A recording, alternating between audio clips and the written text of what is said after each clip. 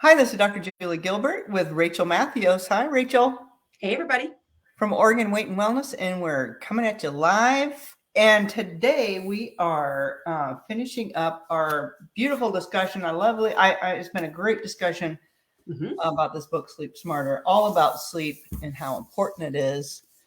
And Rachel, I can't believe, I thought I was sleeping pretty well. And after reading this book, though, I mean, I've changed so many things. Maybe small little changes I've just tweaked. Agreed. And and the first thing, and I knew this before, I knew that sleep was important, but I didn't realize how it affected so many aspects of our health. Yeah, I think that's been a cool thing about this book is it's easy to read. It's got multiple ideas, suggestions, research. So like you said, if you think your sleep is good, just read the book anyway. Yeah. Because chances are you're not tapping into the full potential of your sleep duration and quality and full health benefits. Yeah. And some of the tweaks are really tiny. Like you said, they're quick and easy, and they can make a big difference. Yeah. Can I just not to pat myself on the back or anything or make it all about me, but I just jotted down a few of the things that since we have been reading these, how many chapters, a couple of things that I've changed. Yeah. So, well, first of all, just really impressing on myself and my spouse, the value of sleep. So we get so excited. Oh, it's time to go to bed. Yeah.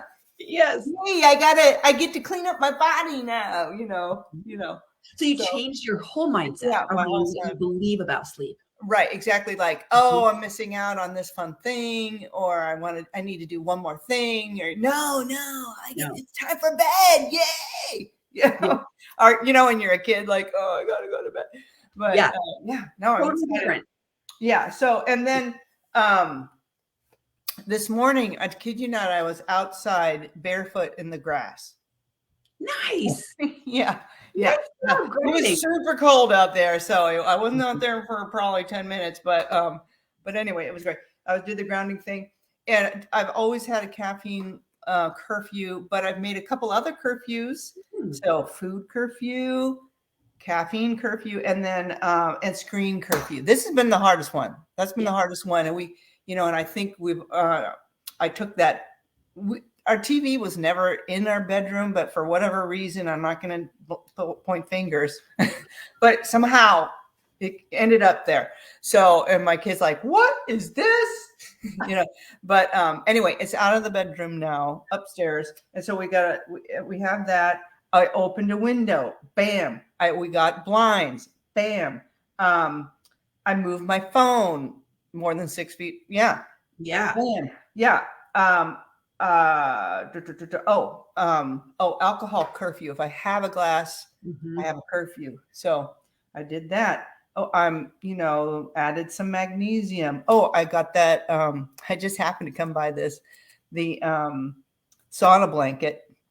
Yes. So loose jammies. I wrote down 5:30 for whatever. I don't know.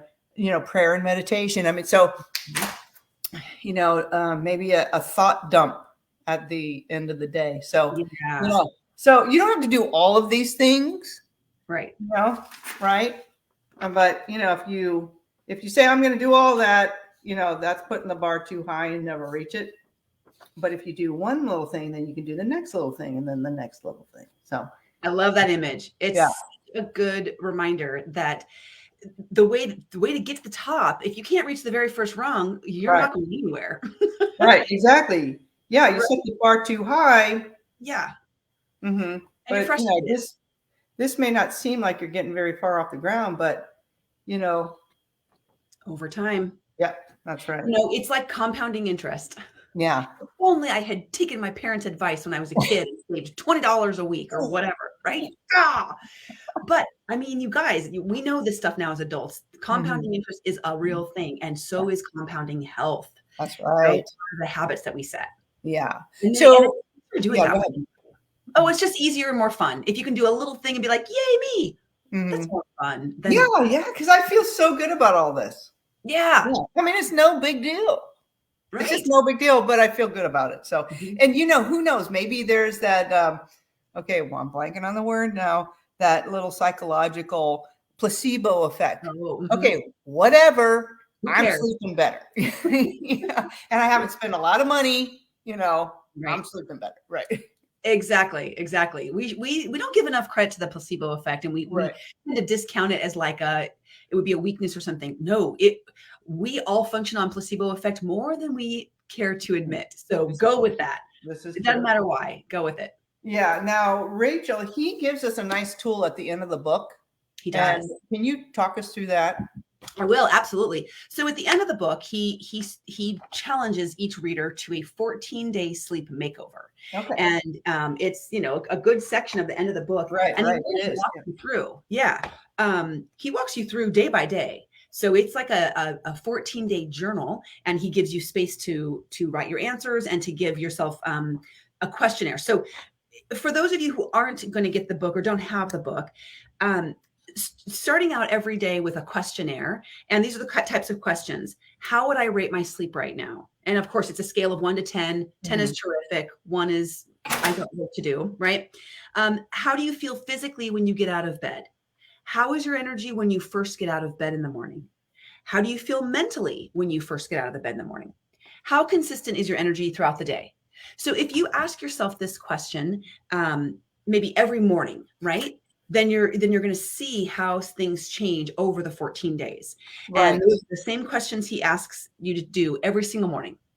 And then at the end of every night, he asks you to journal things like, what was the best part of today's progress? What was the toughest part of today? What excites you about tomorrow? What do you feel you can improve on? And what he did also is over the 14 days, he challenges the reader on a thing to do. Like, okay, today add magnesium, or today move your phone 6 feet away from you, or today have a caffeine curfew. So you could kind of devise your own. Think of the top 14 areas maybe of your sleep that you want to improve, or maybe it's the top 7 and you practice. For 2 weeks. But think of the things that you want to be focusing on. And the whole point is to set up a habit that you're habitually focusing on something for 2 weeks to get into the rhythm and the groove.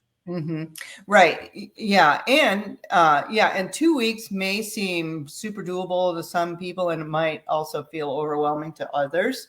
So you could spread that out, like do the one thing for 7 days and then the next thing for 7 days and the next thing, Absolutely. So, right. But what I appreciate is that it really takes thinking about it and tracking it to see it get better. Yeah. Because, when you're asked, how's your sleep? Oftentimes people kind of, like, it's hard to quantify. Sometimes it's kind of hard. Like, is it terrible? Is it good? But if you're asking yourself really serious questions, like, how do I feel when I wake up in the morning? And how's my brain? What's my energy level like? Do I feel rested?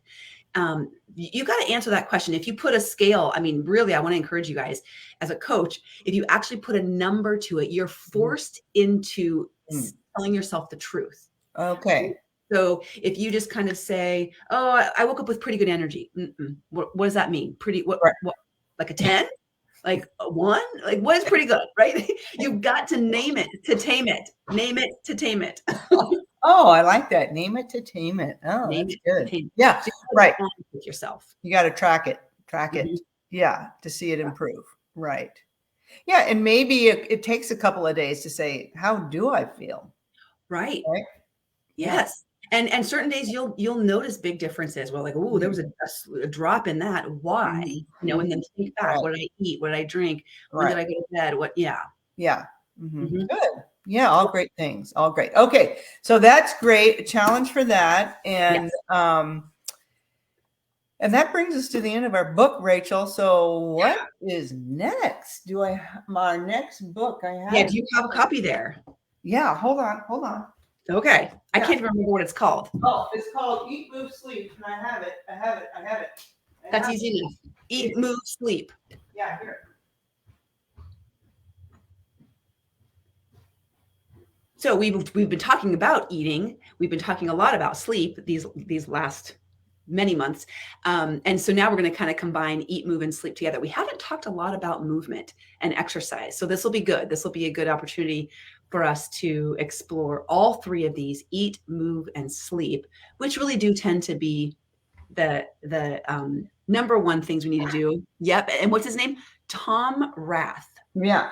And what I appreciate about this book, and we'll get into it, there again, short little chapters, which are nice, sounding boards. And we may not agree, 100% with everything he said, but he really goes through the research that it's out there. Nice. And so I think that'll be interesting. Good. So that's our next book, Eat, Move, Sleep, and Tom Rath. And I'll make sure that we have the latest edition of it. But yeah, that'll be fun to go through, because we just want to strengthen this foundation. We want to solidify the pillars, right, of our lifestyle. Because when the winds come, like today, and the rains are sideways, like today, maybe the floodwaters come up, maybe the waves, So we want to be have that solid foundation, so that our default, 100%, but it's still healthy. It's still keeping us strong. Yeah. When eating, moving, and sleeping are we have them at a default level where it's kind of a no-brainer. It's the norm. It's what we do, and we don't even consider doing it the other way. When I drive around town, I don't even consider driving through a fast food restaurant. Right. I used to all the time. All the time. Right. And it's like I forget that they're even there. Somebody said, "Well, where's the local whatever?" I don't know. I don't even pay attention. I don't. Right. And it's not even a self-righteous thing. There's no self-righteous, no judgment, no shame in people who do find themselves there. It's just that it's gone out of your mind. Your thinking has been transformed. That's exactly. There's no shame in it, but I'm grateful that I no longer have to fight those urges. Right. I no longer have to consider whether I will or won't. It's just not a thing I do. Right. Exactly. And so there's so much. Well, the message is that there's freedom ahead, right? Yeah. Because some people can't even think what you don't go to fast food, huh? Yeah. Right. And there's freedom in not being bound to something like that. And then also in the freedom, knowing that how to do it without, how to do life without it. Yeah. Or maybe at least a great reduction. There's always here and there. Yeah. So those defaults of eating, moving, and sleeping, right, that can keep you grounded when when the floods come, when the winds come. That's right. All right. Well, I wanted to tell you a thing. I am involved. So as far as what's for dinner, I'm eating 2 muffins, Rachel, for dinner. Muffins. Let me explain that a little bit. It's been a long time since I have a muffin, but this is part of a study. I signed up for a study. Ooh. And it's all about the microbiome. So I'm eating these muffins, and that were specifically had everything in them is exactly to order. Okay. And has a certain amount of carbs, fat, protein, blah, blah, blah. And it's to see how my metabolism responds to this. And then they're following blood sugar. They're following fat actually in the blood. And then they're also looking at the gut microbiome. And so I'm sending samples in. Samples. Yeah, I'm sending samples in. So I am eating these. I'm eating these prescribed muffins. That's my dinner. So okay, I'm fascinated by this. This is I'll let you know. To be continued. Yeah. How long are you in the study? 2 weeks. 2 weeks. Okay. Mm-hmm. Well, this is fascinating. We'll have to hear an update. So that's dinner, muffins. Yeah, that's muffins for dinner. So muffins for dinner. Well, that makes it very easy. Yeah. No. Send it to you, and What's for dinner for me? Let's see. I haven't had any greens yet today, so I know for sure I need to get a salad in. I'm kind of winging it. My husband's away on a baseball tournament and spring training in Florida. So he's in the place. I'm in the rainy, windy place. Not sure how I feel about that, but so I'm kind of. This brings up a good point, though, because it's, sometimes some of us are dialed in when we're cooking for our family, but then family leaves, and it's harder for us to do the same thing for ourselves, just our little self. For sure. So speaking Yes, that's actually last night was the first night of him being away. And my first thought was kind of just like throw some random things together or kind of, I don't know, default into something that wouldn't be nutritionally sound, wouldn't be like a good meal. And I had to catch myself and be like, no. If the family was here right now, I would be doing a meal. So I did. I roasted a bunch of veggies and that's what I'm going to have for dinner. Leftovers. I forgot. I always say leftovers, but anyway, what leftovers is this beautiful vegetable medley from Costco, actually, that I roasted last night. Some couscous and some roasted white beans, like cannellini beans. And I've never had roasted beans.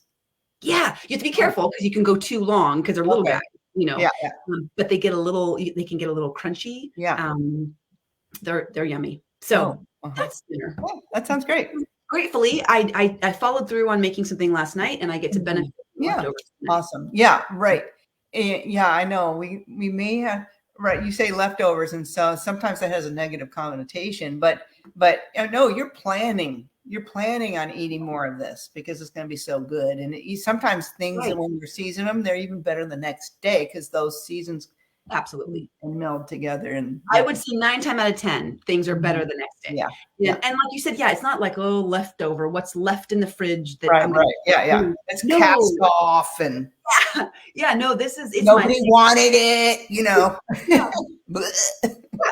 And I planned that way. When I was cooking yesterday, I was like, I'm making at least a double portion of everything. Right. Yes. So this gets to go further. Yeah. Good. All right. Well, enjoy that. I'm going to have my muffins. You're going to have. This is great. I can't wait to hear the story. Okay. All right. Well, until next time. Thank you so much. All right, everybody. Yeah. All right. See you next week. Bye.